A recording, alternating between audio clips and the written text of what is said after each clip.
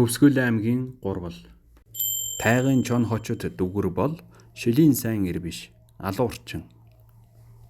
Дээхэн үед Хөвсгөл аймгаас Ногоон Жондон, Ролмаа Баатар, Дэлдэн Минд, Баглааны Арилди, Данхар Зундуй, Өндөр Цэрэн Рааш нарын шилийн сайн ирчүүд тодрон гарсан байдаг. Харин 1960-аад оны үед Хөвсгөл нутагт Аргай Дэндев хэмээх шилийн ир тодрон гарч хойд зүгийн туваа бурайдуудыг нэг хэсэг бужигнуулсан байдаг. Мөн 1980-аад оны үед Тайгын чон хочод дүгэр, Хавхдорж, Нудраг Гонгор нарын ирчүүд гарч ирсэн байна. Энэ тухай нь 80-аад оны үед Хөвсгөл аймгийн цагдаагийн газарт ажиллаж байсан бэлтгэл хошууч цогт жаргал доорх зүйлийг хүрнснийг хүргэе. Өнөө цагийн хөвсгөлчүүд 70-аад оны шилийн ир уулын төмөр агсныг их биширдэг. Харин 60-70-аад оны үед туваа бурайдуудын шүдний өвчин болж явсан Аргай Дэндвийн тухай тэр бүр мэддэггүй. Аргачгүй юм аа. Аргай Дэндв нь нэр хочоо байнга сольж явдаг байж л дээ. Ер нь дээхэн үед нэр хочоо байн сольж явдаг шилийн ир мэр сэр байсан байдаг. Энэ нь зарим тохиолдолд цагдаа энтрээс нуугдаж болтоход хэрэг болдог байсан бол тоо юм билээ. Олны дунд нэрд гарсан нэг л тогтсон нэрээрээ яваад байвал баригдаж хоригдох нь амархан. Адаглаад л хаа нэгтээ адуу мал хөөсөн хэрэг гарлаа гэхэд юуны дөрөнд хардагдаж сэрдэгдээд эхэлнэ шүү дээ. Тиймээс Аргай Дэндв нь төрсөн нутгаас өөр газарт нэрээ дандаа худлаа хэлж явдаг байсан байгаа юм. Тийм ч болохоор хөвсгөлчүүдийн дунд нэг их нэрд гараагүй. Туваа бурайдаас сэмхэн хазаар гүлэгчгээд л тариухан тэндээ нам жимхэн байдаг байж. Харин 80-аад оны үед Хөвсгөл аймгийн улаан уул Ринчин лүм сумдад нэрд гарсан Тайгын чон хочод дүгэр гихчиг манай нутгийн зарим хүн шилийн сайн ир байсан гэж дүгнээд байдаг юм аа. Энэ дүгэр бол шилийн сайн ир биш алуурчин этгээд шоронгоос оргосон оргодол байсан юм. Тайгын чон хочод дүгэр нь 1970 онд хамтарч хэрэгүүлсэн нөхрийнхөө амь насыг зэрлэгээр хороож Хөвсгөл аймгийн шүүхээс 15 жилийн хорих ялаар шийтгэгдсэн байдаг. Тэгээд шоронд ердөө ганцхан жил болоод л оргож босоод Хөвсгөлийн тайгад гарчихгүй юу? Манайхан нэг зүйлийг буруу ойлгоод байдгаа. Шоронгоос оргоод тайгад бүгсэн болгоныг л шилийн сайн ир гэж дүгнээд байдаг. Уулын төмрийн хувьд бол түүнийг шилийн ир гэж хэлж болно. Харин тайгын дүгрийн хувьд бол байдаг л нэг алуурчин дээрэмчин шүү дээ. Би бас энэ тухай Ринчин лүмбийн нэг нөхөртөө маргалдчил явлаа. Манай Ринчин лүмбээс Тайгын чон дүгэр гэдэг агуу шилийн ир тодорсон гэж ирээд л сүржигнэхээр нь би үгссэн хойноо наа тулгаач чинь уулын төмрийн хажууд хин юм бэ? Тайгад бүгж явахдаа хаанаас хиний адуу хөөсөн юм? Танаа нутгийнхнийг л баахан дарамтлсан биз дээ. Шилийн сайн ир гэдэг чинь ийм байдгүй юм аа. Чиний магтаад байгаа дүгэр чинь хүн алж хүрээ талсан нэг мó дээрэмчин шүү дээ гэж хэлээд амыг нь таглаж явлаа. Үнэн л юм чинь яахав дүгрийн хувьд тайгад 9 жил бүгэхдээ цагдаа нарын олон удаагийн отолтонд орж байсан ч ганц ч удаа баригдалгүй 90 сайнаар мултарч байсан хэд хэдэн аятайхан түүх байдаг л юм. Ам өрссөн 10 шахам удаагийн бүслэлтээс гарч байсан гэдэг. Өндөр хясаан дээрээс морьтойгоо ус руу өсөрчгдөг. Битүү хөвч тайгаар яг л чон шиг дүүлдэг гэх мэтийн домог шиг юм яригддаг юм аа. Тэгээд л Тайгын чон гэж дуудулдаг болж. Цаатан айлуудаар ороод гарахдаа социалист төрийн цагдаа нар намайг барьж чадахгүй. Эднэрт нохоон гүйдэл байдаг бол надад чонын гүйдэл бий. Нохоо хизээч чоныг гүйцэж байсан түүх өгье гэж аарахдаг байсан юм гэдэг. Бас Хавхдорж, Нудраг Гонгор гэсэн хоёр дагуултай. Тэд нар нь мөн л шоронгоос оргосон хулгайч нар юм. Хавхдорж нь хөргөн ахынхаа толгойг сүхээр завчсан хэрэгтэй. Энэ нөхөр чинь ягаав нөгөө 80-аад оны үед Майнтын шоронгоос бүлгэлэн оргосон Чойргийн дүгрээ тэргүүтээ 9 оргодлын нэг нь шүү дээ. Энэ 9 оргодлын нэг нь нэрлэгийнхэнд буудуулж өгсөн, нэг нь тайгад гарчихсан, бусд нь баригдсан байдаг. Тайгад гарчихсан хулгайч нь Хавхдорж. Бусдыгаа бодвол их зайлтай сэргэлэн нөхөр байсан байгаа юм л да. Алдарт Чойргийн дүгрээ хүртэл түүний арга залыг барж иддэггүй байсан тухай ярьслага өгсөн байдаг. Тиймдээч тэр 9 оргодлоос ганцаараа баригдалгүй үлдсэн юм биз. Бас өөрийн гэсэн онцлог чанартай, модон дотор биеэ далдлах дуртай, яах ихийн завдлаггүй газар ухаад өөрийгөө далдалчихдаг. Тэр ч байтугай хөө нэгдлийн үеийнхэн шиг түүгийн мах идчихдэг байсан байгаа юм. Бас хутга шидэхтэй гарамгай. Тиймээс Хөвсгөлийн цагдаа нар түүн рүү ойртож чаддаггүй байсан гэдэг юм. Намайг барьчлах гэсэн хэн нэгч би шууд алж орхино гэж аарахдаг байсан ч энгийн номхон цаатан иргэдэд бол ямар ч аюул учруулаагүй. Тиймээс зарим цаатан түүнийг шилэн иргэж хүндэлдэг байсан байгаа юм аа. Нөгөө нудраг гонгор нь бас л үл бүтэх хулгайч л да. 1970-аас 80-аад оны хооронд Хөвсгөл аймгийн шүүхээр 3 удаа шийтгүүлсэн. Тэгээд 1980 онд Зүүн хараагийн чанга дэглэмтэй шоронгоос бүрэн зэвсэгтээ оргож босоод тайгын чонд үгэр хавх дорж хоёртой нийлчихгүй юу? Цагдаа нарын тодорхойлсноор бол нудраг гонгор нь мөрөө баллахтаа мэрэгшсэн, тайгад тов хийсэн урт зовоохойтой, чон болж уйлахтаа гарамгай, архинд дуртай, эмэгтэй хүнийг их хүсдэг, хүнтэй нийлж явах дургүй, маш аюултай этгээд байсан гэдэг. Ийм 3 аюултай хулгайч Хөвсгөл аймгийн Цаатан иргэдийн Уугуул нутаг, Баянзүрх, Улаан уул, Цагаан нуур, Ринчин лүм сумдын нутгаар оргинож нэг хэсэг бужигнуулсан. Сүүлдээ бүрэн зэвсгэлсэн эднэрийг Хөвсгөлийн ард талын сумдын цагдаа нар хүчрэхээ байснараа аймагтаа нэр хүндтэй төлөөлөгч бар ням номготгож байсан түүхтэй. Бар ням бол авхаалчтай, зоригтой, жинхэнэ төлөөлөгч байсан. Манайхан түүгээр бахархсаар ирсэн. Миний хувьд гэвэл бар ням төлөөлөгчийн хажууд орой гарч дорой дурсан цагдаа юм да. Тайгын чон дүгэр нэг өдөр 60-70-аад оны үед Хөвсгөл нутагт нэр хүндтэй явсан шилийн ир аргай дэндвтэй уулзах сонирхолтой байгаагаа хүнээр хэлүүлжээ. Амхандаа нутаг орондоо хүндлэгдсэн шилийн иртэй нөхөрлөж нэр сүрийг нь ашиглах гэсэн биз. Яг тэр үед Хөвсгөл даяар нэрд гарсан уулын төмөр шоронд хоригдож байсан үе. Тиймээс тэд аргай дэндвийг сонгож авсан хэрэг байхгүй юу? Дэндв энэ 3 аюултай хулгайчтай зориуд очиж уулзсан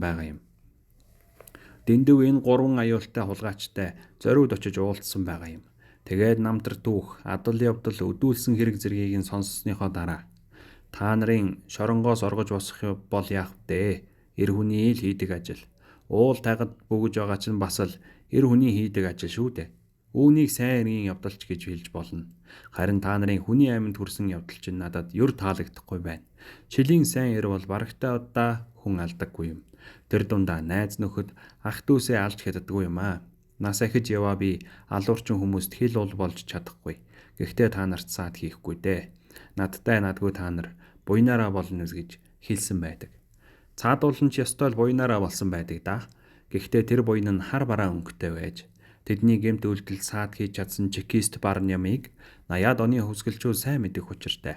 Жаахан хүүхдүүд хүртэл байлдаж тоглохдоо би бар нэм болно, чи дээрэмчин бол гэдэг байсныг бодоход тайгын чон хочод дүгрийн хэрэг явдал хөвсгөлд ихээхэн дуулаан болсон нь илт байгаа юм аа. 90-ад оны үед зарим цаатан отгийнхны дунд Хөвсгөлийн тайгад бар нэм чекистийн хөшөөг босгоно гэсэн яриа гарчиж байсан түүхтэй. Тайгын чон дүгэр хавх дорж нудраг гонгор нарыг шилийн эргээд итгэчихсэн хүмүүс үүнийг нам дарж байсан. Тэгээд ч хүмүүс цагдаад ихэвчлэн дургүй байдаг шүү дээ. Харин орон нутгаасаа төрсэн шилийн эрчүүдэд бол их сайн байдаг. Энэ нь ерөөсөө Монгол хүний төрөлхийн инстинкт гэлтэй. Ямар сайндаа л 90-ад оны үед манай нутгийн хэсэг залуус бидний өвөг дээдэс цаг ямагт зовхөө өдөө явж ирсэн. Харин зах зээлийн энэ хүнд үед бидний амьдрал хэцүүдлээ. Юуны өмнө манай нутагт шилийн сайн эр, хурдан морь хоёр хэрэгтэй байна. Их тогсынхон голд загдын хурдан алаг морь, уулын төмөр хоёрын толгойг авчирч онголон дахий гэсэн урайлаг гаргаж явсан байгаа юм. Тэр үеийн залуучууд шилийн сайн эргээчийг бас ч гэж хүндэлдэг байжээ. Одооны залуучууд бол тийм юм алга. Хиний хүчинд хэн болсноо ч мэдэхгүй. Нутаг нугаасаа төрсэн шилийн эрчүүдийг хүндэлж бишрэхээ байг гэхэд эзэг эхийгээ хүндлэх хэрэгтэй шүү дээ. Чекист бар ням тайгын чон дүгүр нарын адал явдлын тухай манай нутгийн нэг зохиолч кино хийх юм яриа адал явсан. Гэвч 10-аад жил боллоо сураг алга. Гэхдээ яах вэ? Хөвсгөлчүүд бид бусад аймгийнхныг бодвол уулын төмөр гэдэг кинотой шүү дээ. Тайгын чон хочод дүгүрч гисэн кино болцохоор адал явдалтай хүн юм. Чекист бар ням түүнийг хоёр хамсаатныхын хамт баривчлахын тулд маш нарийн төлөвлөгөө боловсруулж байлаа. Тэгэхдээ цагдаа хувцас өмсөд ташаандаа буу зүүж сүржигэнсэнгүй. Ердөө л нэг жирийн адуучны дүрд хувирчээ. Тэгээд цаатан отгуудаар бууж мордож явахдаа дүгүр нарын оргондог газар тэдэнтэй ямар хүмүүс холбоотой байдгийг тандаж судалсан байгаа юм. Тэрч байтугай Ринчин лүм сумын дүүрэн нуур, цахир боом зэрэг газарт нутаглаж байсан айлуудаар бууж мордож явахдаа тайгын чон дүгрийн барааг олж харсан байдаг. Тэр үед дүгүр цагдаа нараар өөрийгөө уучлуулах талын арга сэтэж ухаандаа бол хил давж алдагдсан малын хулгайг илрүүлэхэд цагдаа нартай хамтран ажиллах Туваагийн зарим нэг зартай хулгайчийг тэдэнд барьж өгөх зэргээр тус дэм болох хүсэлт тавиад явж байсан гэдэг. Амхандаа хөөрхий хаяага хадардаггүй гэх шилийн эрийн зарчмаар явах гэж л дээ. Чекист бар ням яг үүн дээр нь дөрүүлсэн байдаг. Сүүлдээ тэр дүгрийн цагдаа нартай хамтарч ажиллах хүсэлт болон уучлалт хүссэн өргөдлийг дээж нь уламжлалж өгөх улаачийн үргийг гүйцэтгэх болжээ. Гэвч сүүлдээ долоо буудуулан дошгорсон чон дүгэр Барнямыг цагдаагийн ажилтан болохыг мэдмэгцээ. Улаан уул сумын хөгийн голын эхэнд орогнож байсан газараасаа дүрвээд туваа руу гарахаар бэлтгэсэн байгаа юм. Тиймээс Барням түүнийг туваа руу алдахаасаа өмнө бушуухан барьж авахар яаравчилж энэ ажилдаа нутгийн зарим иргэдийн тусалцааг авч байлаа. Энэ тухай дүгэр бас л мэдчихэд нудраг гонгортой хэлэхэд цаатах нь тэр муу шалдан цагдаа яадаг юм бэ? Бид бүрэн зэвсэгтэй шүү дээ. Гарнат хүртэл байна. Ойртой дэрвэл гарнат шидээд юу ч үгүй болтол нь дэлблээд хайчихнаа. Чамайг чинь овоо эргэж бодсон чинь нэг муу шалдан цагдаагаас айдаг хариугүй амтан байжээ гэж дургыг нь хөргснээр мань хоёр барилцаж аваад баахан ноцолцсон байгаа юм.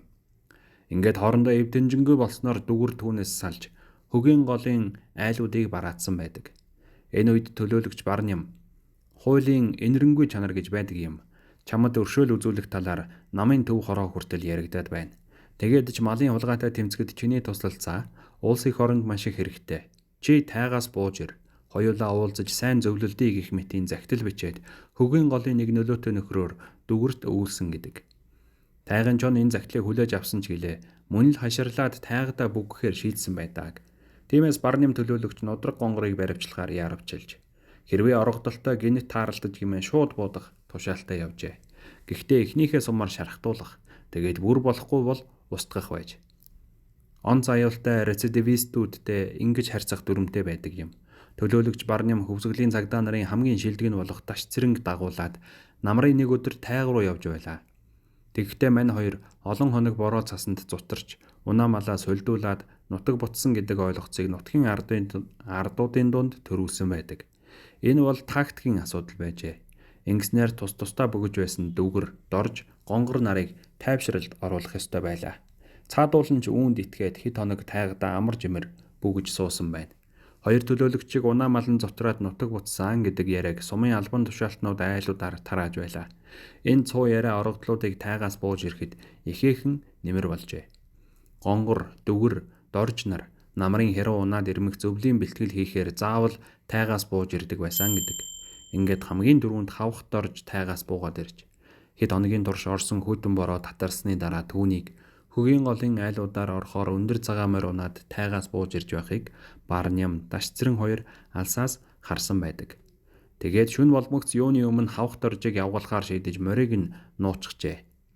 Хоноглож байгаа айлыг нь нэгэнд мэдсэн болохоор хоёр төлөөлөгч сэмхэн гитэж явсаар дотроосоо түгжээтэй гэрийн хаалганы замган түгжээг мэрэгжлийнхээ дагуу ядах юмгүй мултлаад дотгошоон ороход хавх дорж аль хэдийн хар авчихсан бололтой буугаан авч хутгаа бүсэндээ хавчуулаад хөхүүртэй аригны ард ороогоод нуугдчихсан байгаа юм.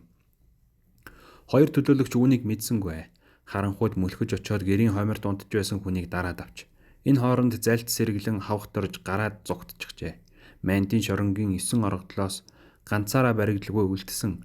Бас яах ихийн завдлаггүй газар ухаад өөрийгөө далдалчихдаг авьяастай сэргэлэн нөхөрт энэ зэргийн зал байлгүй яах вэ? Түүнийг гарч цогтох чимээнээр Барням хойноос нь даган гарч зогс гэж хашгираад хий бодсон ч дорж зогсолгүй явсаар морин дээрээ хүрэх гэсэн ч явгарснаа ойлгоод түй чорт заяа норхисон хар шаар гэж амар чанга хашгирсан гэдэг. Тэгээд ойролцоо идээшилж байсан морины чөдрийг яах ихийн завдалгүй тайлаад мордтол Барням хажуухан талд нь ирчихсэн. Зогс гэд дахиад хий бодоход дошгорсон хулгайч сая л нэг баригдснаа ухаарад хоёр гараа гавлуулсан байгаа юм. Маргааш нь хоёр төлөөлөгч түүнийг төв рүү хүргэх замдаа элдв арга хэрэглэж байгаад нудраг гонгорын тухай мэдээлэл авч улмаар түүний бас нэг хамсаатан цэргийн орогдол догсом гэгчийг баривчилсан байдаг. Тэгээд догсомоос гонгорын байгаа газрыг мэдэж авмагцаа хавх доржийг бүдүү мод тэврүүлэн гавлаж амийг нь боож орхиод эрэлд мордсон ч гонгор уртсандаа байсангүй. Гэтэл мань хүн бэлтсийн голд нутгалдаг нэг айлын 17 настай охины толгойг эргүүлж тайгаад аваачаад жаргалаа эдэлж байсан байгаа юм. Битүү тайгаас түүнийг олох боломж үнэндээ байсангүй. Ингээд нэг хэсэг эрэл мухардаж тайгын чонынч сураг алдарсан байдаг. Цаатангууд түүнийг туваа руу гарчихсан гэж төлөөлөгч нарт итгүүлэх гэж оролдож байлаа. Гэтэл жилийн дараа Барням төлөөлөгчд дүгрээс нэг захидал ирдэг юм. Бас л нөгөө Сим уулзалдах цагдаагийн ажилд туслах туваагийн зартай хулгайч нарыг барьж өгөх гэх зэрэг үлгэр домог шиг юм бичсэн байж. Төлөөлөгч Барням энэ удаад манай цагдаа нараас лавга гэдэг дажгүй цагтааг дагуулж явахаар болжээ. Тэгээд тайгын чонтой болцсон ёсороо дүүрэн нуур гэдэг газарт очтол нөгөөх нь ирсэнгүй. Нилээд хүлээж байгаад буцах гэтэл мань хоёрыг далдаас ажиглаж байсан дүгэр тэнгэр өөд хий буудаж сорж үтсэн байгаа юм аа. Барнямч зэвсэгтэй яваа гэдгээ мэдэгдэхийн тулд хариу буудаж дохио өгсөн гэдэг. Ингээд мань хоёр бие биенээ мэдлснээр яг л Америкийн ковбой нарын тухай кинонд гардаг шиг хоёр талаасаа ойрцоор гурван алхмын зайд тулж иржээ. Тайгын чон их л болгоомжилсан маягтай бууны хагуухан дээр гараа аваачинга. Ингэхэд та үнэн яриад байдаг хүн үү? Худлаа ярьдаг хүн үү? Миний ялыг хөнгөлж өгч чадах юм уу? Би хулгайч нарыг зааж өгнө. Гэхдээ туваа муваа гэж бол томрохгүй. Та нар л мэдэхгүй байгаа болохоос биш хоош нь адуу мал гаргадаг 7-8 цаатан байдаг. Ийм тийм нарийн ширийн юмаа мэдэхгүй байж манимитим өрөөрөө бүгэж байгаа юмнуудыг мөрдөж мөшгөөд хамаг цаг заваа барахыг яана. Ёстой дүүрч гисэн амьтад юм аа. Би тайгад 9 жил бүглээ. Өөрийгөө хангалттай шийтгэлээ. Одоо харин би та нарын ажилд туслая. Та нар шиг ийм заяа нөргсөн цагдаатай байгаа болохоор Монголын хамаг мал хоошоо гараад дуусч байна. Олигтойхон ажиллахад яадаг байна гэх зэрэгээр яг л цагдсан сэргийлэх газрын том дарга шиг өөрөгдсөн байдаг. Хариуд нь Барням. Яг одоо шийд хийх арга алга даа. 2 хоногийн дараа уулзаад нэг мөр хариу өгье гэхэд дүгэр дүрсгийтэл уурлаж ирснээ төдөлгүй тайвшраад. За яах вэ болж байна. Харин элдв зайл хэрэглэж намайг баривчлах гэх юм бол би шууд л тархинд чинь сум зооно гэж сөрдүүлээд яах ихийн завдалгүй тайг руу ороод алга болчихжээ. 9 жил тайгаад амьдарсан болохоор хурд хөч хөдөлгөөн, сонор сэрэмж зэрэг нь дээд зэрэгээр хөгжиж хэрвээ буудалцлаа гэхэд алдаж буудахгүй. Энэ ч утгаараа өөртөө хит бардамнаад зэвсэг агссан төрийн төлөөлөгчөөс хүртэл айж имэлгүйгээр уулзсан нь энэ юм аа. Хэрвээ түүнийг хүний амь насанд халдаагүй бол шилийн эргэж бүрэн дүгнэж болохоор хойноос ч бас адуу мал хөөгөөд ирж байсан гэдгэл юм. Та нар л мэдэхгүй болохоос биш хоош нь адуу мал гаргадаг 7-8 цаатан байна гэж тайгын чоныг сануулж хэлсэн нь аргагүй үнэн үг байжээ. Нэрэж 80-аад оны үед халахын шоронд 7 цаатан морилж байсан түүхтэй шүү. Хөвсгөл аймагт цаатангуудын хэрэг хэмээх ланжгар том хэрэг дэгдэж халахын шоронгийн хоймрыг цаатан иргэд анхудаа эзэгнэж байлаа. Үүнээс өмнө нунж дорой цаатан иргэд шоронгийн дунд тэр бүр орж явсангүй. Хөвсгөл аймгийн дарахад цаатан иргэдийн уугуул нутаг болох Улаан уул Баянзүрх сумаас 200 гаруй адуу хулгайлж улсын хил дагуулсан хэрэг үйлдэгдээд хэргийн эзэн холбогдсон тогтоогдохгүй 2-3 жил болж байсан юм. Сүүлдээ энэ асуудал цагдаагийн байгууллагаас хальж нийгмийг аюулаас хамгаалах яамны хэмжээнд яригдсан. Тэгээд мөн л нутаг орондоо туршлагажсан Барням төлөөлөгчийг энэ ажилд томилж манай цагдаагийн хэсэгч бас хамтраад оролцож явлаа.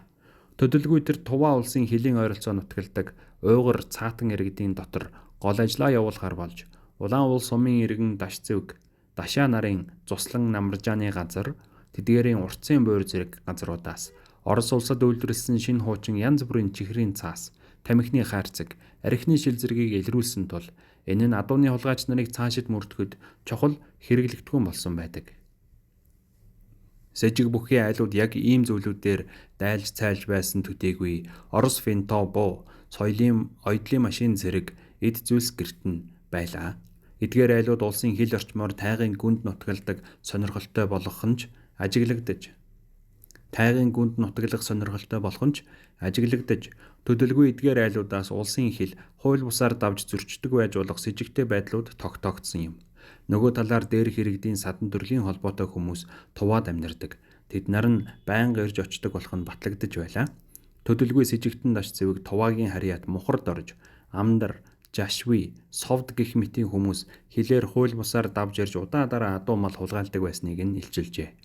Эдгээр гэмт этгээдүүд цаатан иргэдийнхээр бууж мордохдоо хэрвээ адууны хулгайн хэргийн талаар цагдаагийнхан нам ангасан байвал алах болно. Харин дуугүй суух юм бол та нарыг чихэр жимс арх тамхиар таслахгүй гэх зэргээр гой ганган цаастай чихэр сонин янзын ярилгтай арх тамхи өгөөд явдаг байж.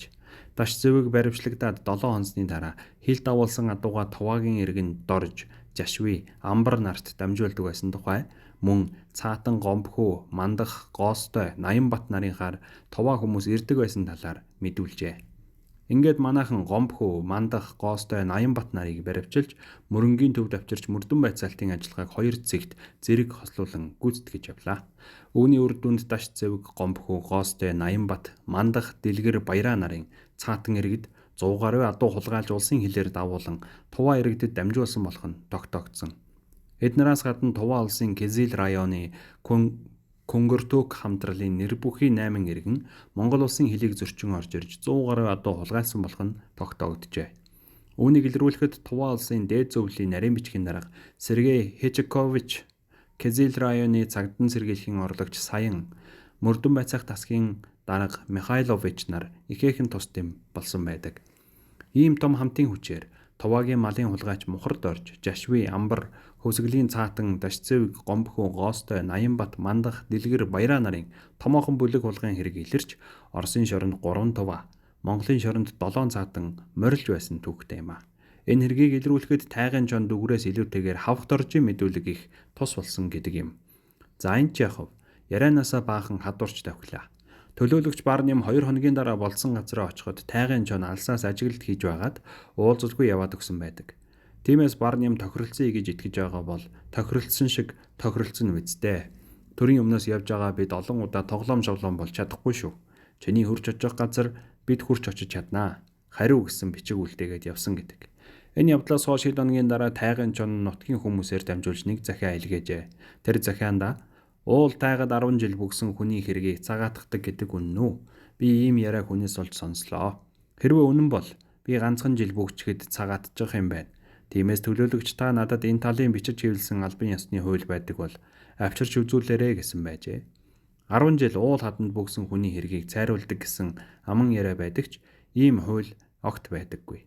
Уулын төмөр яг үүнээс болж гиндэж баригдсан хүн шүү дээ. Энэ хүн бүтэн 10 жил тайгаад амьдраад намрын нэг өдөр тайгаасаа бууж за одоо л нэг эрхчлөөтэй боллоо. Би хийсэн хэрэгээ ухаарч ойлгоод хүнд ч баригдалгүй 10 жил оргох ганцхан зорилготой байсан. Энэ зорилгоо биелүүллээ. Одоо намайг төр засаг маань өршөөх байлгүй гэж нутгийнхаа ардуудад хэлж байсан гэдэг. Гэтэл ийм хууль бичигдээгүй байдаг. Мань хүн гинтчихжээ. Дахиад шоронгийн хаалга татаж хэрвээ дээрх аман ярианд итгээгүй бол мань хүн баригдахгүй байсаар л битүү тайгтаа насан эцэслэх байсан болов. Тайгын чон бас ийм ярианд итгэж л байсан байгаа юм. Гэхдээ уулын төмрийг бодвол ихэд хашир бичиж хэвлсэн хууль байдаг эсхийг нүдэрээ харахыг хүсч даан ч ийм хууль байхгүй болохоор Барним хад мөргсөн. Гэсэн ч тэр дүгрийн оргнож байгаа газрыг олж тогтоогоод гиндүүлэн баривчлахаар шийджээ. Энэ хооронд нудраг гонгорын сураг гардаг юм. Манер нөгөө 17 настай охинтойгоо хамт Баянзүрх сумын Азаргын нуруу гэдэг газар нутаглаж байсан Жамб гэдэг айлд оргнож байгаа нь тогтоогджээ.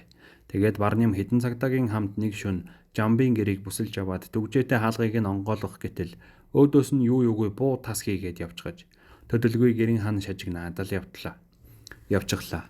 Тэгсэн нудраг гонгор гэрийн ханыг яах ихийн завдлагыг өргөж гараад ойн чөлөө рүү зугтаачихсан байгаа юм. Өмнө нь 2-3 чудаа шоронгоос оргож босч байсан сүхбэтээр болохоор энэ зэргийн ямиг дорн сэтгэжээ. Хожим харин төлөөлөгч Барним бид цагдаагийн сургууль төгсөөдөл байдаг, мэрэгшээдэл байдаг. Гэвч тайгын чон хавх нудраг нарын ухааныг барж итгэхгүй л байгаа юм да. Ухаанда нудраг гонгорыг гэрийн хан өргөөд зугтчихна гэж зүудлээч үгүй. Хавх доржийг хөхүүртэй аригны ард нуугдж байгаад гараа зугтна гэдгийг ч бид төсөөлөөгүй. Тайгын чон дүгрийг хуулийн заалт нэхэж шаардна гэдгийг бас л төсөөлөөгүй гэж хуучилдаг байжээ. Гэсэн ч нудраг тайгын чон хавх гурвыг гурвууланг нь ялан дийлж чадсан л хүндээ. Гонгорыг гэрийн хан өргөөд ойн чөлөө рүү зугтахад нэг хүн хамт гараад хойноос нь гүйсэн байна. Гэтэл тэр нь нөгөө баригдчгүй өшөө авагч тайгын чон байж байдаг байж. Тайгын чон байж таарлаа. Тэгээд энэ нөхөр төлөөлөгч Барнимын суманд оногдсон газар дээрээ нас орж харин нудраг гонгор тэр чигтээ зүгтаагаад харанхуй ой руу уусан алга болжээ. Энэ ёстой айхтар хулгайч ор мөргөө зугтснаасаа хойш 2 жилийн дараа баригдсан байна. Овс аймагт мөн л өөрийн ижил нэг оргодол босуултаа нийлээд Туваа руу гарах гэж байхад нь төлөөлөгч Барним хэдэн хүний хамт баривчилжээ. Тэр үед бид одоо цаад нудраг гонгорч нь халахын шоронд очиод ямар дулаан дэгдэх юм бол доо муусан хянагч нарын үлийг үзэх бах та. Халахын шоронд ч ёстой нэг алдраа дуурсгандаа гэж ярьдаг байлаа. Гэвч цуутай хүүхэн хуримгүй ихчээр нудраг гонгорын тухай хожим бид юу ч сонсоогүй. Өгсөн амьд нь ч мэдэгдэлгүй таг чиг болсон юм да.